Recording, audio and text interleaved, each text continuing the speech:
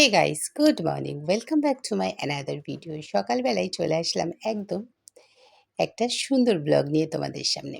যে যেখান থেকে দেখছো সকলকে অনেক অনেক ভালোবাসা জানিয়ে ব্লগটা স্টার্ট করছি। আশা করছি তোমাদের ভালো লাগবে। তো চলো আপাতত ব্লগটা স্টার্ট করলাম। সাথে থেকো, পাশে থেকো, অবশ্যই কিন্তু ফুল ভিডিওটা স্কিপ না করে দেখো। যদি কেউ চ্যানেলে নতুন ভিজিট করে থাকো, চ্যানেলটা সাবস্ক্রাইব করে পাশে থাকা বেল আইকনটা প্রেস করতে কিন্তু একদমই ভুলো না। সকালটা শুরু করলাম আজকে পুজো দিয়ে। গাছ থেকে প্রচুর পরিমাণে ফুল হয়েছিল, সেগুলো সব তুলে নেওয়া হয়েছে। আর হচ্ছে গিয়ে এখন চলে এসেছি স্নান টান সেরে। বাসি কাজ মানে বাসি কাজটা অনেকটাই থাকে, সেগুলো সকালবেলা উঠে ভিডিও করাটা একদমই সম্ভব নয়। তাও ভাবলাম চলো তোমাদের সঙ্গে কিছুটা শেয়ার করি, তাহলেও তো তোমাদের ভালো লাগবে।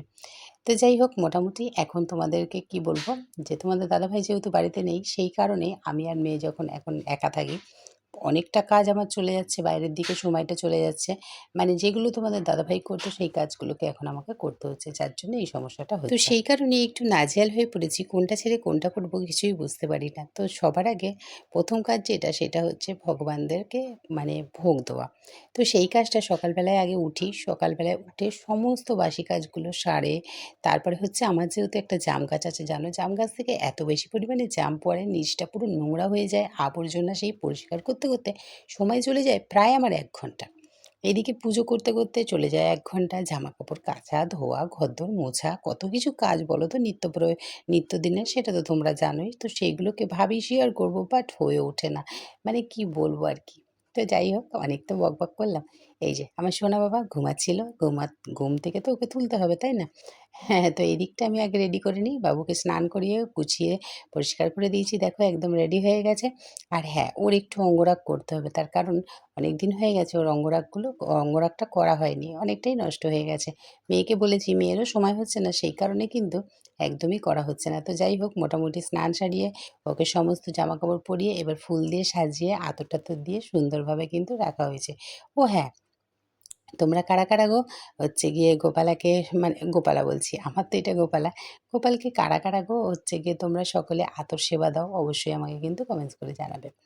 তো সকালবেলা বললাম না, এই কাজগুলো সারতে প্রায় লেগে যায় আমার ঘন্টাখানেক।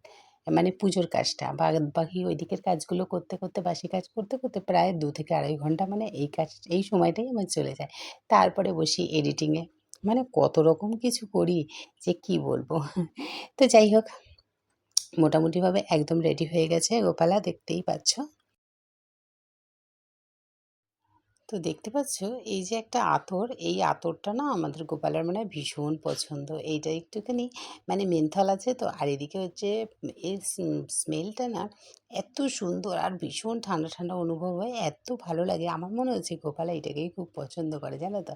এটা দিলেও ভীষণ খুশি হয়। তো একদম রেডি হয়ে গেছে, পুজো পার্বণ কমপ্লিট করে চলে এসেছি কিন্তু আমি কিচেনে। কিচেনে হচ্ছে এটা আমাদের রোজ হেলদি ড্রিঙ্ক একটা থাকে, অবশ্যই একদিন জানাবো কী কী দিয়ে বানিয়েছি। আর এইখানে আমি একটা অ্যাপেল কেটে দিয়েছি, এটা হচ্ছে মেয়ের ব্রেকফাস্ট।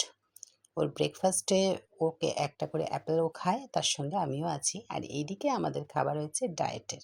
তো সব রকম সবজি সয়াবিন দিয়ে আমি এটাকে সেদ্ধ বসিয়ে দিয়েছি। ডাল আছে, কচু, তারপরে গাজর, সয়াবিন, বেগুন, ভেন্ডি, আলু, মানে রাঙা আলু, এমনি আলু নয়। তার সঙ্গে আছে ডাল, দেখো কত সুন্দর হয়েছে, কুমড়ো। আর এইটা দিয়ে একটুখানি ওপর থেকে ভাজা মশলা দিয়ে দিই, তেলের কিন্তু আমরা দিই না, তেলের ছোঁয়া রাখি না। আর এদিকে শুধু হচ্ছে গিয়ে একটু ডিম পোচ মেয়ে করে ফেলে। তো এদিকে কাজ করতে করতে বাইরে বেরোতে যাব, হঠাৎ করে দেখি বাইরে এই মহারাজ রয়েছেন। জানি না এর নামটা কি, কেউ যদি নামটা জানো অবশ্যই অবশ্যই আমাকে একটুখানি কমেন্টস করে জানিও তো। এই মহারাজকে দেখার পরে দেখলাম যে হচ্ছে গিয়ে একটুখানি জাম আর গাছ থেকে পাড়া হয়েছিল, ওরা নিয়ে যাবে। আমি বললাম দাও তো, আমি একটুখানি ভিডিও করি। তো জাম তো আমরা খাই না সেইভাবে, ভিডিওটাই করলাম। আর এখানে আমি কিছুটা দই একটুখানি জল ঝরাতে রেখে দিয়েছিলাম, দুধ বসিয়ে দিয়েছি 1 লিটার। আমি হচ্ছে গিয়ে একটু দই বানাবো বলে। অভাগা যেদিকে যায় সাগর শুকিয়ে যায়, সেই হচ্ছে আমার দশা। বসাতেই দেখলাম যে দুধটা যখন কেটে যাচ্ছে, ভিনিগার ঘরে আছে, একটুখানি ভিনিগার দিয়ে কি করবো, ছানাটা কপালে দই জুটলো না, ছানাই খেতে হবে। তো যাই হোক, ভিডিওটা সম্পূর্ণ তোমাদের সঙ্গে শেয়ার করলাম। কেমন লাগলো অবশ্যই কমেন্টস করে জানিও, ভালো লাগলো অবশ্যই একটা লাইক করে। চলো আজকের মতন টাটা, দেখা হচ্ছে আবার একটা অন্য ব্লগে।